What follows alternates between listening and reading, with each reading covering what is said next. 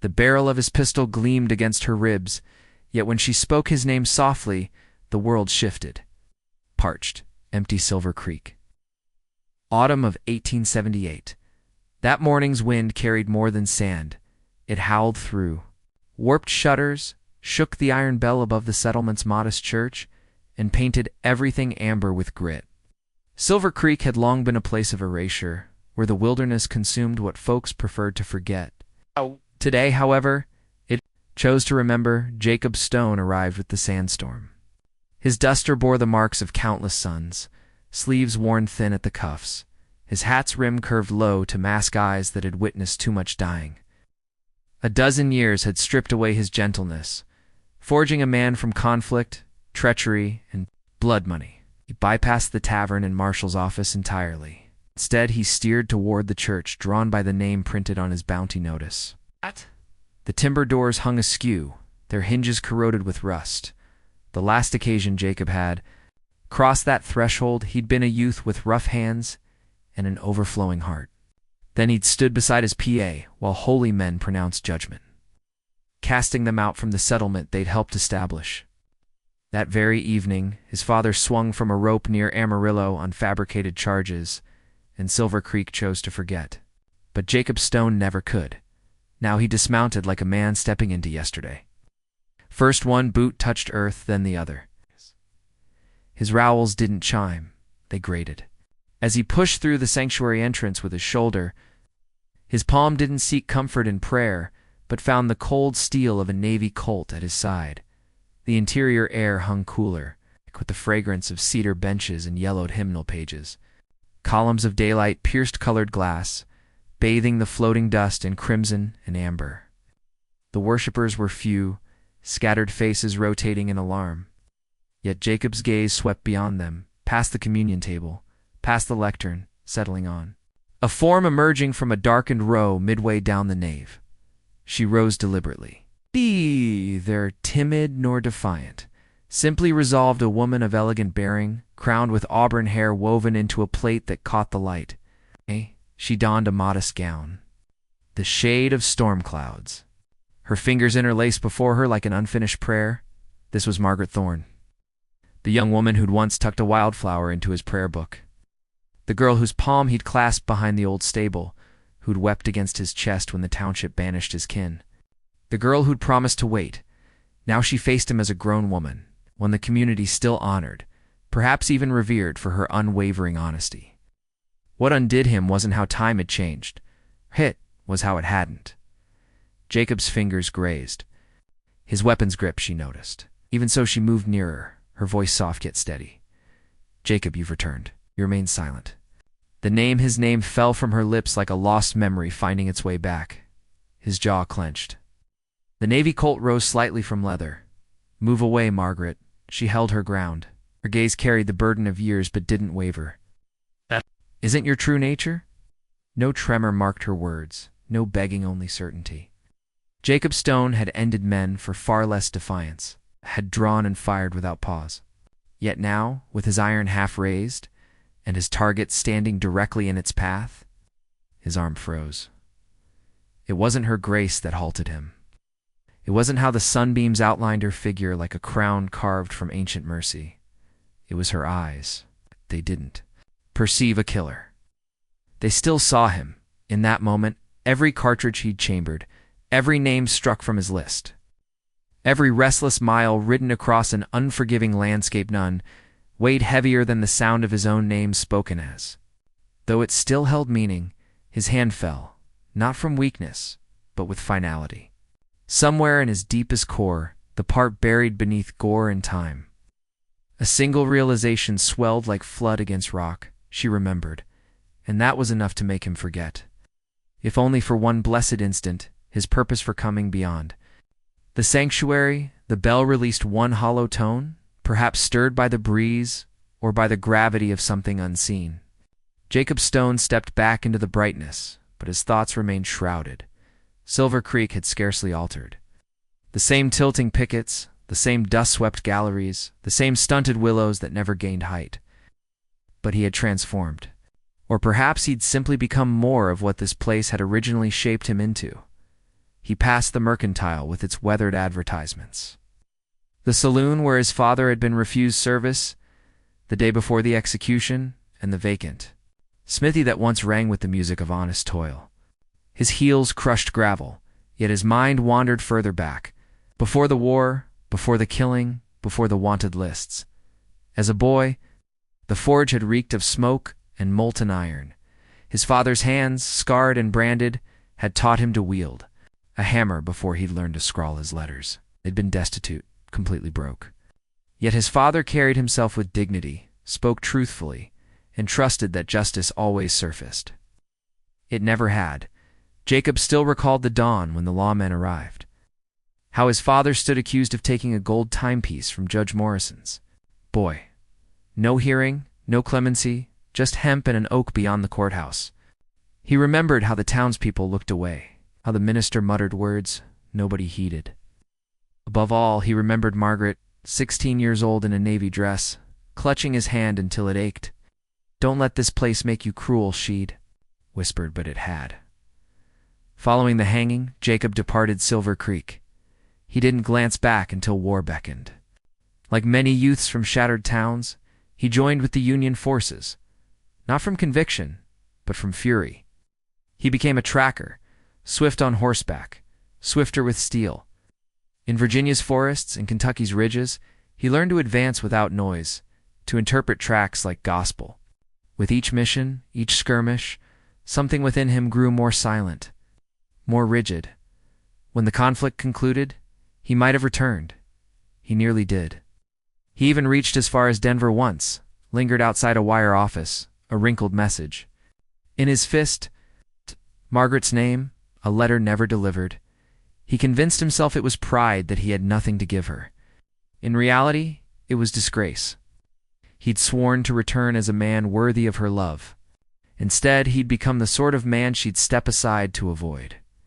The first bounty came simply just a rustler with a blade. The second proved harder. By the sixth, he'd stopped questioning reasons. The names became entries on parchment, shadows. In dust, he rode solitary, slept lightly, trusted nobody. The years dimmed his hope, honed his blade. Yet through everything her image stayed pristine in his memory, not as she might be presently, but as she was, eyes like polished stones, voice like silence before sunrise. He thought of her when the wasteland grew too quiet. He glimpsed her in the flames when he kindled a fire. Sometimes when blood marked his hands, he murmured her name, not as supplication, but as repentance. Now, a dozen years later, there she stood. Not a vision, not a specter. Real and devastatingly. Unchanged. That was what destroyed him. Not the years etched on her features, not the serenity she wore like mail. It was that she still regarded him as though he held value. As though the boy who'd once crafted her a bracelet from scrap metal and twine might still exist somewhere inside the killer she now confronted. He couldn't endure it. Jacob leaned against a timber post beside the old watering trough, his gloves creaking softly as he made fists. He'd faced gunfighters, deserters, and worse. Yet nothing had ever left his knees this unsteady. Margaret Thorne hadn't forgotten him. Somehow that proved more frightening than being forgotten. Midnight, and Silver Creek wasn't darkness but a ghostly stillness washed in starlight and ancient grit. The church on the rise stood wakeful, its windows glowing dimly against the sleeping settlement's hush. Jacob Stone didn't secure his mount. He approached on foot past weather-beaten grave markers, bowing to time. Names he'd once known gazed back from granite, as if expecting him to voice them again. The sanctuary door groaned beneath his touch. Inside, the air was warmed by tallow and pine. The benches were vacant, save for one figure moving, kneeling across the floor with a rag. And a basin of water? Margaret? She didn't startle. The candle beside her wavered across her jawline, the same one he remembered tracing in summers past. "You remained," Jacob said, his voice like crushed stone. She didn't lift her gaze. Someone had to. He stepped. Nearer cautiously. "You ought to despise me." She paused, then raised her eyes. No wrath, no shields, just stillness. "I never mastered how." the words didn't condemn. They pardoned without effort. She rose and moved to the small stove near the altar. With practiced motions, she set water to heat and retrieved a single cracked cup. No sweetener, no cream, just black, exactly how he'd always preferred it. She offered it to him without ceremony. Her fingers brushed his warm and constant. He held the cup as though it weighed more than it appeared. "I shouldn't have come," he said. "Yet you did," she replied. The quiet between them spoke more than all the words he could never find. He sank onto the front bench, shoulders bowing under the weight of years of war, of sorrow, of her. She knelt beside him, her fingers reaching for his arm, touching the coarse wool of his coat. He tensed up from pain, but memory. She rolled up his sleeve. There. A dark bruise bloomed over old scar tissue. Her eyes didn't widen. She simply opened a small tin from her pocket, dipped 2 fingers into sage-scented balm, and began working it gently into his skin. Her hands moved with the same care she'd shown long ago when he'd tumbled from her father's barn. She'd tended his hurt then, just as she ministered, no, not because he deserved it, but because some things don't unlearn compassion. Jacob watched her, not her hands, but how her lips pressed into concentration, how her brow creased with focus, how she still carried the faint scent of roses. She asked no questions, delivered no sermons. She simply remained in that small gesture, in that salve and silence. Jacob felt something ease in his chest that no bullet had ever reached. He closed his eyes and breathed her in, as if her presence could remind him of the man he'd once been. For the first time in ages, he allowed himself to believe he still could be. Dawn in Silver Creek rose slowly and scarlet, casting the sanctuary windows in a glow like blood warming over crystal. Dust motes danced through the light beams, and outside, a solitary eagle soared high above the cottonwoods. Jacob Stone hadn't rested. He stood behind the altar near the faded silk of the podium, his boots soundless on worn planking. A tempest had begun within him, one he'd long tried to outpace, across deserts and gore-soaked paths, but couldn't escape here. He'd seen the bounty paper again just hours earlier, folded at the bottom of his pack, creased along the edges, a younger face, fiercer, wilder, but unmistakable. Daniel Thorne. He hadn't anticipated this. He hadn't come for this, yet the truth stood clear as ink on reward money. The man he'd been paid to capture, breathing or not, was Margaret's brother, a thief, a fugitive, a man with death on his hands. Hiding here, Jacob waited in the sanctuaries, shadows, until the sound of gentle footsteps came from the side passage. Margaret appeared with a water bucket, her eyes still weary from the weight of what had passed between them the previous night. She stopped when she saw him standing there, rigid, silent, holding the folded paper in his hand like a verdict. "Knew," he said. His voice was lone, not cruel, but cold, like steel left in winter water. Margaret didn't answer immediately. She set the bucket down. Her shoulders dropped. "I knew," she said. He stepped forward. "How long?" "Since winter," she whispered. "He came back sick. No money, no allies, just shame." Her voice cracked. "He's my brother, Jacob. He made errors, but he isn't evil." "A man died in Phoenix because of that error," Jacob said, tossing the poster onto the pew beside her. "You think I get to pick and choose who I bring in?" Margaret stared down at the crumpled paper, her hands gripping the bucket's rim. "I know what he did," she said, "but I also know why. After our father died, he drifted. He fell in with men who didn't care what boundaries they crossed, tried to leave them. They turned on him." Jacob shook his head. "You're asking me to forget why I came here." "No," she said quietly. "I'm asking you to remember who you were before they taught you how to shoot without feeling." That struck harder than he let show. He turned away, walked to the front of the sanctuary where the stained glass window cast colors on his coat. His jaw tightened, his fingers twitched at the holster. Years of instinct screamed that hesitation was peril, mercy was weakness. But her voice, the way it broke when she spoke his name, kept echoing in his ears. He'd taken men in for less, killed for less, but This wasn't just another name on a poster. Daniel Thorne was family to her, and Margaret Thorne was the last piece of his soul still intact. He turned back to her, eyes dark as the sky before a storm. "I'm giving him one night," he said. "Tell him to ride east, leave the territory, vanish. If he's smart, he'll never show his face in Arizona again." Margaret stepped closer. "Thank you." But Jacob held up a hand. "No," he said. "You don't thank me, because if I see him again, if he draws on someone, if he brings harm to another soul, Margaret, I won't hesitate." She nodded. Her eyes shimmered with tears, but not fear. "I understand." He looked at her long and hard, then added quietly, "And if I come after him again, you don't stand in my way." Margaret swallowed. She didn't speak, but the silence between them was a pact deeper than any oath. Outside, the wind picked up. Somewhere in town, a dog howled. Life continued in Silver Creek, merciless and blind. But inside the sanctuary, too, souls stood on a line as thin as grace. Jacob turned to leave, but not before glancing once more at Hurt, the woman who still remembered how he took his coffee, who still saw something worth saving beneath the scars. For her, he would risk his reputation, but not his word. The wind shifted that afternoon, dry and sudden, like something wicked had stirred beneath the earth. It carried the scent of gun oil and sweat long before the boots hit Silver Creek's edge. They rode in without a word for shadows and cracked leather and dust-worn coats, faces half-masked, eyes hard from too many desert nights. They didn't go to the tavern. They didn't ask for rooms.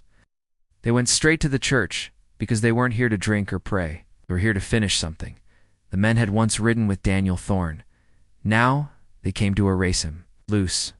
Ends don't survive long in outlaw circles, and one of them had heard about Jacob Stone's return. A bounty hunter hiding a wanted man was either a fool or worse. Jacob had sensed it before he saw them, before the shots, a gut-twisting shift in the air, a silence too heavy for a town this old.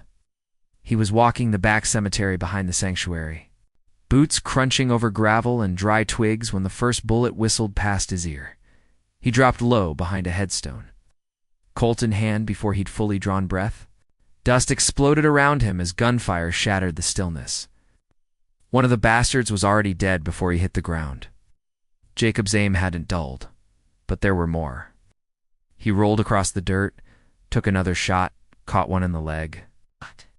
Scream echoed down the hill. A slug grazed Jacob's shoulder, tearing a strip from his duster and burning into flesh just below the collarbone. He staggered but didn't fall. Then came a voice, low, urgent. "Jacob, this way." Margaret. She was standing in the side door of the sanctuary, skirt lifted, face pale but steady. She didn't flinch at the sound of shots, just held the door open. Like she'd done it before, Jacob didn't argue. He made it through just as another round buried into the doorframe behind him. Inside, it smelled of wax and old timber. The candles had gone out. Margaret pulled him behind the altar, her hands steady. She lifted a trapdoor beneath the communion tabula, a forgotten storm cellar once used for storing preserves. She helped him climb down the creaking ladder and followed, pulling the door shut behind them. Darkness swallowed them.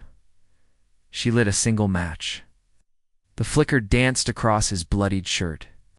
"I need to see the wound," she said. Jacob nodded, breathing through gritted teeth. She cut the shirt away with an old paring knife, pressed a cloth to the wound. He hissed but didn't scream.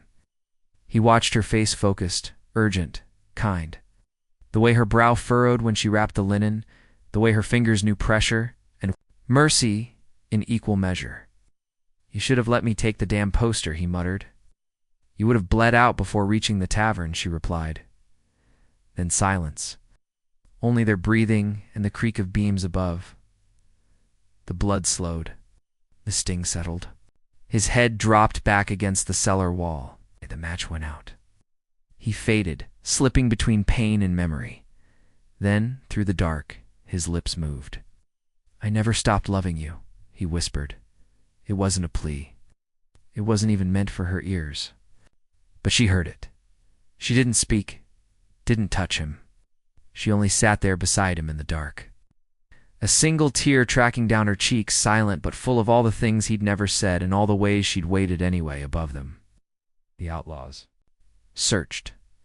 Footsteps crossed the floor, voices cursed. Then silence again. They were gone for now.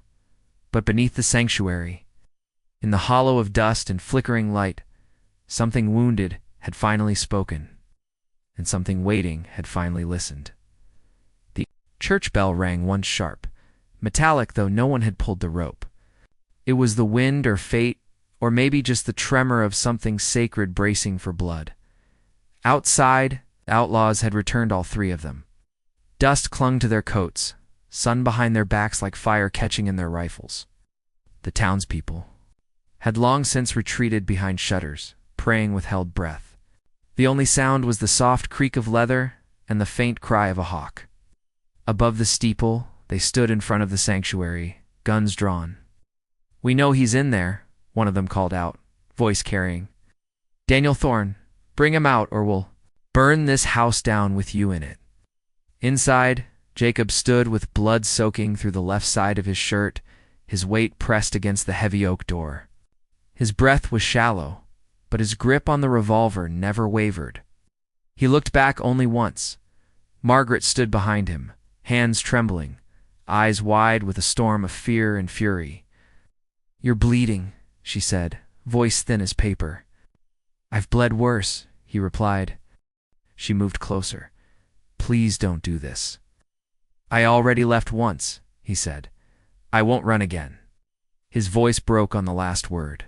The pain in his shoulder throbbed like war drums. But what hurt more was the terror in her eyes, terror not of him, but for him.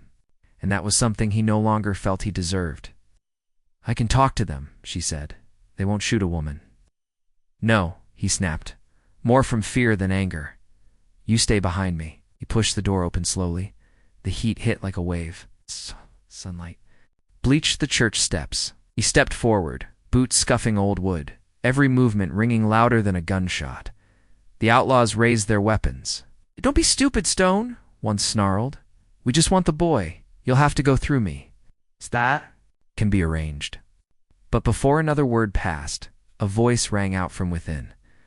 "I'm here." Everyone turned.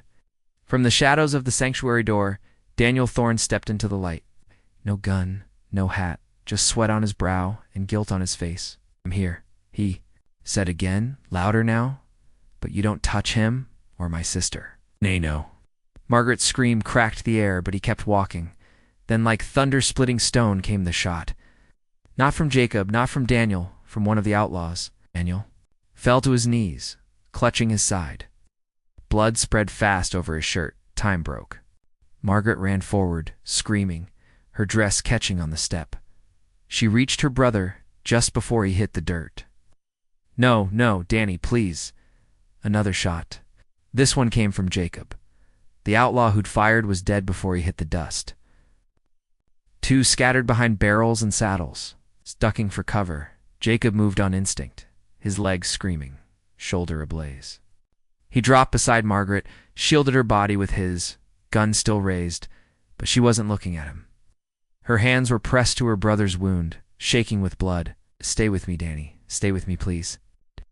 I didn't mean to. He was going to die. "You saved him," Margaret whispered. Behind them, Jacob kept firing 2 more shots, clean and fast. One outlaw fell, the other dropped his gun and raised his hands. I'm done. "Then ride," Jacob growled. "And don't come back." The man ran like death was on his heels. Then silence returned to Silver Creek, only the soft sobs of a sister. Holding her brother, Jacob dropped to one knee, the world spinning now. He touched Margaret's shoulder. "Is he?" "He's alive," she said, voice shaking. "But we need help." He nodded, teeth clenched. "I'll go, just keep pressure on it." She looked up at him, tears streaming. "You came back, Jacob. You stayed." He nodded. Again, chest heaving. "Yeah, this time I stayed." He turned, blood soaking down his side, but he didn't falter. He had stood between death and love, and for the first time in years, he had chosen the right side. The morning after the gunfire smelled like ash and rust. Smoke still hung in the rafters of the old church, like the ghost of something unholy that had not yet decided to leave. The pews were splintered where bullets had struck. in blood Daniel's blood still stained. The threshold where he had collapsed like a man surrendering to his past, but the sun had risen. Outside the world breathed again. Soft winds stirred the dust where men had fallen. The crows circled but did not land. Silver Creek, as it always had, endured. Inside the church, Daniel lay on a cot near the altar, chest bandaged, face pale but breathing. The doctor had come and gone. He would live, they said. The bullet had missed his heart, but not by much. It would be a long recovery. Margaret had not left his side. Her dress was stained, her voice hoarse from tears, but her hands remained steady. She moved with quiet purpose, cooling his brow with cloth, spooning him water when he stirred. Jacob stood by the doorway, not quite inside, not quite gone. His arm was wrapped, the shoulder wound clean but still raw. The pain was not in his body, it never had been.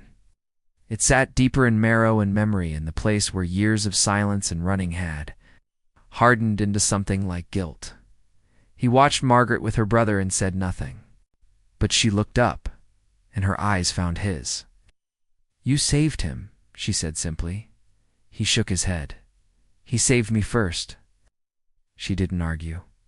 When Daniel fell asleep again, Margaret walked to the altar. The light through the stained glass caught her hair like fire-caught wind. Jacob followed slower. They stood in silence, the kind only two people who had watched the world fall apart could share. "I'll take him in," Jacob finally said. "There's a marshal in Santa Fe, fair man. I'll strike a deal for mercy. I'll answer for what he did, but maybe there's still a path forward." Margaret turned to him, her face unreadable. "You'll bring him back if he's allowed to come home?" "Yes." She studied his face as if looking for something she once knew. "And you?" "I'll come back to," he said, "if you want me to." Well, for a moment, neither spoke, and Margaret stepped closer, so close he could smell the faint sweetness of the rose oil. She still used.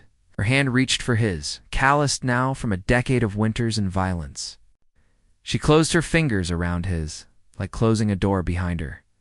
"When I come back," he whispered, voice rough, uncertain. "If you'll have me?"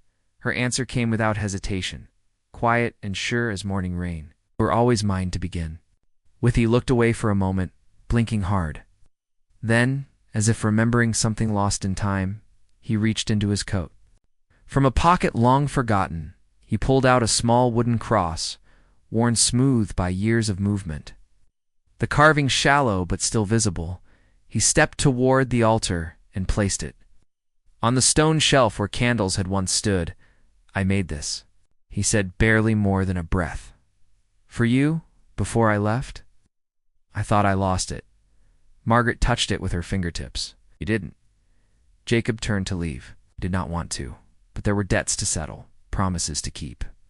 His hand lingered on the doorframe, as if trying to draw strength from the wood. Margaret watched him go, with tears in her eyes, not of loss, but of something like hope. And when he stepped out into the light, the dust rose behind his boots. For the first time in a dozen years, it didn't feel like he was leaving. It felt like he was on his way back. 6 months passed like a slow-turning wheel over soft earth. Spring came to Silver Creek, not with a shout, but a whisper, a gentler kind of resurrection. The sun melted the last memory of winter off the rooftops, and the dust that once clung to every window pane gave way to golden light and the scent of blooming sage.